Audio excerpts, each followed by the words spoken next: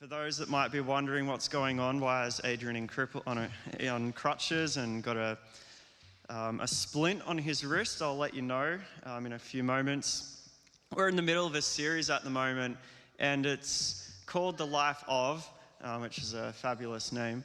But it's basically about the life of people in the Bible who just went through some really rough times. COVID is a rough time, and it's affected people differently. Some people not so much, others quite radically. The whole isolation, and it's been tough, it's been rough, and we just want to acknowledge that. And we wanted to go to stories in the Bible that talked about people that just had these really awful times.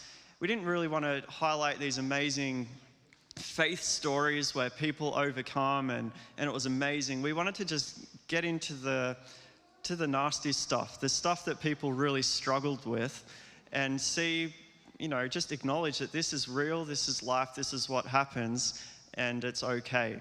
It is okay. There's a bit of shuffling going on in the house, which is nice. All good. Anyway, there is a good atmosphere, Matt, here. It's nice, isn't it? Yes. It could be just my faith community, but I don't know. I just love my people. Plus the additional people that we have here, all cool people. Love our church. So the last couple of weeks, I've been really touched and impacted by Ron's messages. They've been really awesome. And today I'm going to talk about Job, the book of Job. And I've got to say, it's been one of those books that I've never really enjoyed reading, and I'm not sure if many people do enjoy reading Job. It's a pretty dark book, but I've got a lot out of it this week, and I hope that I can present some of that and that can impact some people and help some people today. So back to me. What's going on? If you haven't known, most people probably do, but just quickly, here's the story. 3 weeks ago on a Monday, it was a public holiday, I was spending some time with Levi, so my youngest son Levi, who was up here with Colin before, he was the one cuddling everybody, and then running from side to side and sitting up on the stool and just being a little distracting, but it's all good. Not at all, Colin says. I was spending some time with him at the skate park, and he was on his scooter and I was on Joel's scooter, I think, and we were in the bowl, so it's like a big swimming pool with no water, and anyway, that's what it is. You can probably imagine what that is. And I wasn't dropping in from the top because I thought about it, and I was like, no, I can't do that. So Levi and I were just both in the bowl. He was running around in there, and I was on the scooter going up and down and getting some decent height. I was pretty happy with that. But eventually I was coming down, and the bottom of my scooter caught on a bit of concrete that was sticking up, and it grabbed the scooter, so the scooter stopped. But as I was going, I kept going. And so I was a bit airborne for a bit, and then just hit the concrete really hard and broke my hip and my wrist. So I didn't know I did that at the time. I just thought I'd bruised myself and just embarrassed myself, really. Luckily, there was not many people at the skate park. In fact, there was only one other couple who didn't come to help me, by the way.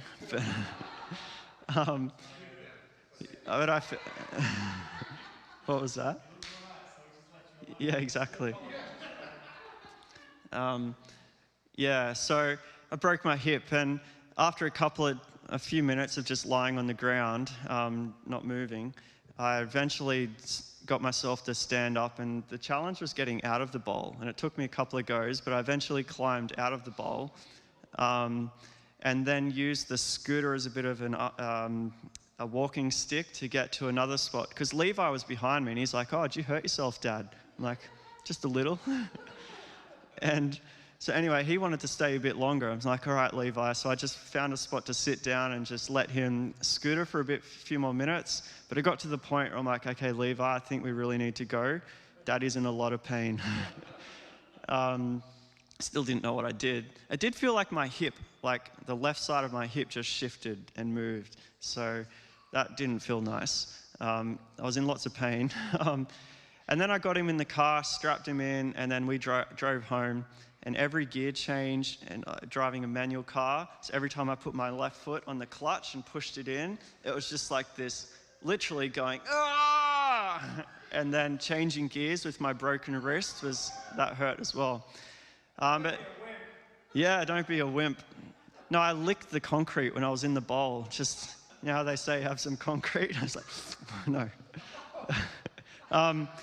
Anyway, once I got home, my mom and Liz were there and they saw me and they're like, you're not right. We need to take you to hospital. I'm like, no, it's okay. Just bruised myself. Just need to sit down for a bit. And eventually they were like, no, we're taking you to hospital. So they took me to hospital and I used an umbrella as a walking stick and hobbled into the hospital. And then eventually they got me in. It was pretty quick, actually. They were very good and got me a wheelchair, then took some x-rays. And then once they realized what I did, they said, all right, don't move. We're getting you a bed straight away. And then that was at Shellharbour Hospital, and they took me on to Wollongong Hospital with some morphine to help, and that did help. And yeah, now here I am. But everything's going well. I really just want to thank everyone for their prayers and thoughts and people coming out to support and help. Mainly Liz, because she's doing a lot. But yeah, things are going well. Went to the hospital for an appointment on Monday this week, and they were really happy with the progress, but their message was rest. You really need to let your body heal before you can do anything else. So there's my story. That's how I'm become a cripple. And that's for 12 weeks. I've got to be on crutches and all that. But I guess there's been a few times where I've asked the question, why? Why did this have to happen? Why am I now on crutches for 12 weeks and stuck at home, truly isolated, can't drive anywhere? Just why, Lord? And in the grand scheme of things, what I've done is not really that bad. It's just, just broke a couple of bones. And I don't want to compare it to any other, particularly Job, but other stories. But when I read the book of Job and really digging into it this week, if there's one word that sticks out for the book of Job and the life of Job, it's why. Why did God allow this crazy suffering happen to Job? Why did God let that happen? And it's actually a really big theological question that people, are just trying to get out of this book. At the end of the day, there's no answer that a human can get from this book, except it's just life, it happens, and we just need to trust God. And hopefully I get to that at the end of this little message here. But there's a big question as to why. Why did God allow that to happen? So just quickly, a summary of Job's life. Job this is Old Testament. If you're reading the Bible chronologically, they put Job right after the book of Genesis. So this is early on in the Old Testament. Job was a man, and he was devoted to God. He loved God, lived a righteous life, walked with God. And then there was this time where some angels had a meeting with God, and Satan, or the devil, was one of those angels that was there with God. And they're having this meeting, as they do up there. I'm not sure what they do up there, but But anyway, devil says to God, Satan says to God, actually God says to Satan, have you considered my servant Job? So God initiates this whole thing, which again puts a big question mark on this book. Why did this happen? But we'll get to that. And as the story goes, basically, God allows Satan to do these horrible things to his life, inflict him with these, we'll read it in a moment, but just these horrible things that just suck the life out of him, basically. Satan takes away his children. By taking away, they're killed. Satan takes away his wealth and his livelihood in the form of his livestock and everything that he's built up over his life. And he takes away his own health as well. So Job is left in this just devastating state. And he's left with nothing but his wife, really. And as you read, she's not a great support in this story. The majority of the book of Job, though, is made up of this dialogue between Job and his three friends. I'm not sure why they call them friends, because they're not very helpful, as we'll see. But it's mostly made up of this dialogue between Job and these three friends, and they're trying to wrestle with the question, why did this happen to Job? And they've got their reasons, and Job, he's got his reasons as well. There's an extra guy as well, so there's like basically four friends that are talking to Job. And then the book ends with God just laying down his thoughts on the whole thing, which basically squashes everything that everybody else has said. And then actually God brings this incredible blessing back into Job's life, double what he had before. Amazing story, so much in it, so let's get into it. I just want to read a few scriptures just to paint the picture of exactly what happened to Job. So Job chapter 1 from 13, this is what it says about Job.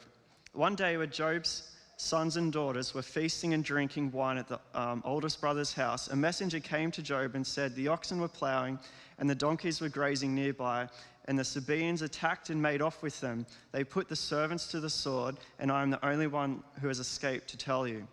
While he was still speaking, another messenger came and said, the fire of God fell from the heavens and burned up the sheep and the servants, and I am the only one who has escaped to tell you. While he was still speaking, another messenger came and said, the Chaldeans formed 3 raiding parties and swept on your camels and made off with them. They put the servants to the sword, and I am the only one left who escaped to tell you. While he was still speaking, yet another messenger came and said, your sons and daughters were feasting and drinking wine at the oldest brother's house, when suddenly a mighty wind swept in from the desert and struck the 4 corners of the house. It collapsed on them, and they are dead, and I am the only one who has escaped to tell you. It goes on to say, also in chapter 2 from verse 7, so Satan went out from the presence of the Lord and afflicted Job with painful sores from the soles of his foot to the crown of his head. Then Job took a piece of broken pottery and scraped himself with it as he sat amongst the ashes.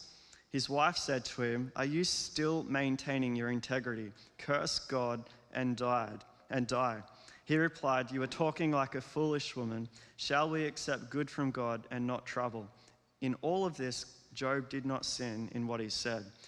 On top of that, that's kind of, I guess for those familiar with the story of Job, you read that and go, okay, that's the stuff that messed him up. That's what Satan took away from his life. But if you actually go to Job chapter 6 and in 11, on top of all that, listen to this. This is Job speaking. Job chapter 9, verse 13. On top of that, this is what he says. God does not restrain his... 19, not 9. It's all good. It's all good. 19, verse 13. So as well as his children being killed, as well as all his livestock and his livelihood being taken away from him and stolen, as well as his own body being inflicted with sores from his soul to his head, this is what his life was like as well, on top of all that. Job says, he has alienated my family from me. My acquaintances are completely estranged from me. My relatives have gone away. My closest friends have forgotten me. My guests and my female servants count me as a foreigner. They look on me as a stranger. I was reading in the message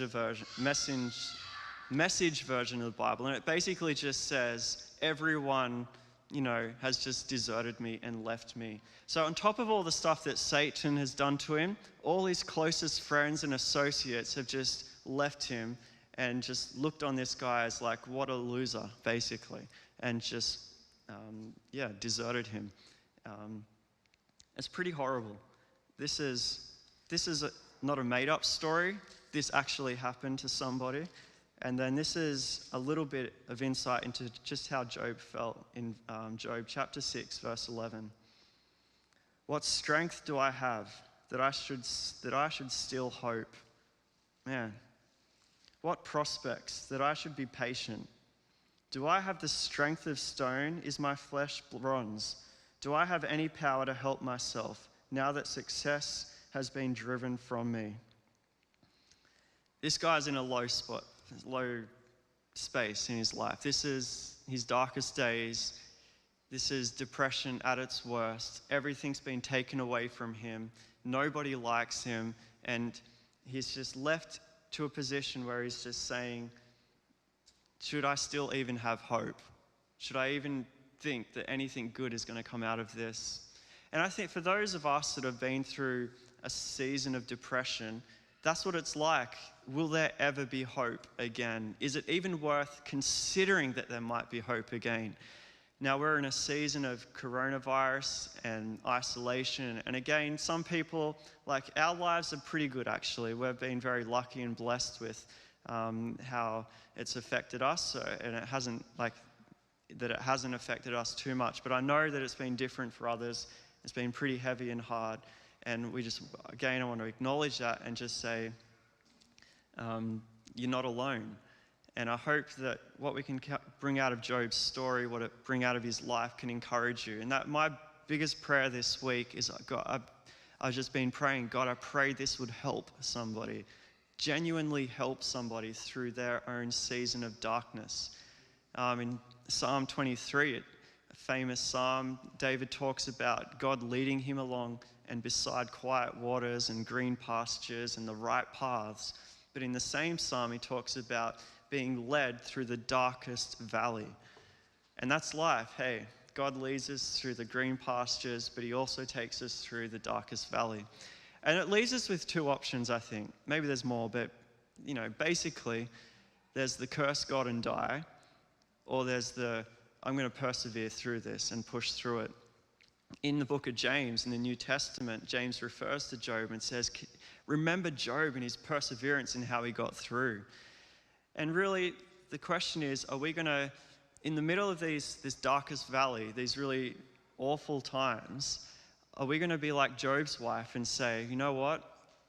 Give up on God and put to death the life that he has for you and just live your own way, live in misery, just give up altogether? Or are we going to have perseverance? And like Job says that he didn't sin and he pushed through that.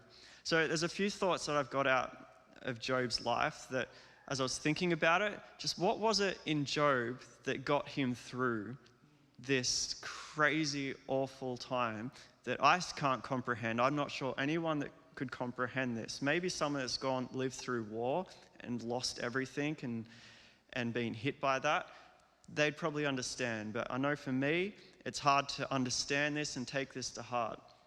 But what is it in Job's life that we can learn from him to push us through those dark valleys, those dark times? And the first one is this. This begins before you walk through that darkest valley, before the suffering, before God allows you to go through bad times. It's actually building a strong walk with God. Before Job went through all this is what it says about him in Job chapter 1, verse 1. This is the Message version. Job was a man who lived in Uz. He was honest inside and out, a man of his word who was totally devoted to God and hated evil with a passion. In Job 23, 10-12, it says, but he knows the way I take. When he has tested me, this is Job speaking, I will come forth as gold. My feet have closely followed his steps. I have kept to his way without turning aside. I have not departed from the commands of his lips. I have treasured the words of his mouth more than my daily bread. And also in Job 1, it talks about how Job had this regular custom of sacrificing animals for his own children, just in case they have sinned or done something wrong. Job lived this incredibly devoted life to God. And for me, this stuck out immediately, that he had this strength with God, his walk with God, so that when this challenge hit, he had something that was like momentum to push him through these awful days. And I really want to encourage people. It's never too late. Build a strong, solid walk with God. Don't wait for the tough days to come to reach out to God. Now is the time to build a strong, consistent walk with God. Get to know him, seek him, desire him, go after him with everything that you are. Because no one's perfect. And I know in my own life, when I've gone through certain challenges, I'm not the type of person that has just been able to consistently read my Bible every day and keep praying every day and just hold my life to right and together every day perfectly through the darkest valleys and through the challenges that I've faced. I don't know if there's anyone that has really been able to do that. Maybe Pam Whalen would be the closest. She's doing this right now. The truth is, no one's perfect, and we're all going to stumble. We're all going to go through those dark times, and our walk with God is going to take a hit, if we're honest, and I'm being honest, and that's what it's been like in my own life. The thing that's got me through is that prior to that, I did have a strong walk with God. I did have this strong connection with God, so that when that challenge hit, I had that momentum behind me to just push me through it, so that I didn't get to that point where I could just give up quickly and easily and say, well, curse God and die. I had this image in my head. It's like a train with carriages. And I want to encourage us to build into your life now these spiritual disciplines and these spiritual truths, and they will be like carriages that you build into your life so that when the challenge hits, you've just got all this weight behind you to just push you straight through the challenge and get you through to the other side. But if you don't build that, it's not going to take a lot to stop that train, because you don't have the weight of that spiritual life behind you to push you through. And Job had that in his life, and it just kept him going through to the end, and it will help you as well. So that's the first thing I noticed from Job's life. The second is this: that he was just brutally honest with God. He had this raw honesty with God. He didn't try and hide how he was feeling, and he didn't try and fake it till he made it. He just told God how he felt. And when you read the Psalms, David did that as well. He was just brutally honest with God. If you read the life of Jesus, Jesus was also the same. When he hung on the cross, on those last moments, he cried out to God, "Why have you forsaken me?" Brutally honest with God. Listen to this. This is Job speaking. Job chapter 7 from verse 11. "And so I'm not keeping one bit of this quiet. I'm laying it out all on the table. My complaining to high heaven is bitter but honest. Are you going to put a muzzle on me the way you quiet the sea and still the storm? If I say I'm going to bed, that I'll feel better, a little nap will lift my spirits. You come and so scare me with nightmares and frighten me with ghosts that I'd rather strangle in the bedclothes than face this kind of life any longer. I hate this life. Who needs any more of this? Let me alone. There's nothing to my life. It's nothing but smoke." In Job 30, from verse 20, it says this: "I cry out to you, God, but you do not answer. I stand up, but you merely look at me. You turn on me ruthlessly. With the might of your hand, you attack me. You snatch me up and drive me before the wind. You toss me about in the storm. I know you will bring me down to death, to the place appointed for all the living." Job is laying it all out on the table, and he's not afraid to do it. Now, God, in the end, does hit him pretty hard with that. But I think it's just this honesty with God that builds this intimacy with him as well. Just quickly, I've been helping a couple in their relationship and building and working towards marriage, and it's been really amazing. And the things I've been helping them with is dealing with conflict and dealing with pain and things that just go wrong. And what's been really interesting and fascinating and powerful is that when you bring that out into the open and put it on the table in the right way and deal with it, it's pain, there's tears, it's painful, it hurts, but the joy and the intimacy that comes after that moment is incredible. The relationship is stronger and closer. And so what's happening here in Job's life He's putting it out on the table. He's telling God exactly how he feels. And what it's actually doing is building this closer relationship. It's building this closer, this intimacy between them that is going to be stronger than it was ever before. So just to encourage you, don't try and hide your feelings. Write it down. Tell God exactly how you feel. Don't try and make your prayers a performance and try and impress God with your faith. If you're feeling rubbish, tell him and give it to him, because he can take it. And you'll actually find that through that, and it's painful, and there might be tears, and it might hurt, but if you can go through that with God, you'll find that you'll come through better and closer to him on the other side. So raw honesty with God, don't hide it. And then just finally, quickly, Job was anchored in the truth. His friends gave it to him. They really... They let him know what they thought was going on. They thought Job had sinned and God was punishing him. The first three friends, Eliphaz, Bildad, and Zophar.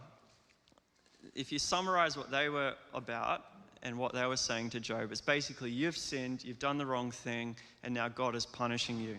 And then this other guy comes along, this younger guy, Elihu, and he says, look, don't listen to them. They can't sort you out. What's really going on is God's disciplining you. It's not so much punishment, it's more disciplining you because you have sinned. And the truth is, they were all wrong. And God says at the end, Job 42, after the Lord had said these things to Job, he said to Eliphaz the Temanite, I am angry with you and your two friends because you have not spoken the truth about me as my servant Job has.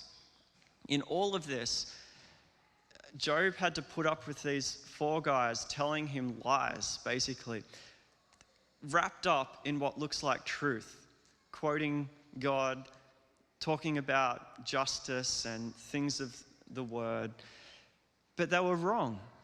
And through all of that, Job had to just hold on to what he knew was true. Deep down, he knew like he was innocent and it wasn't punishment.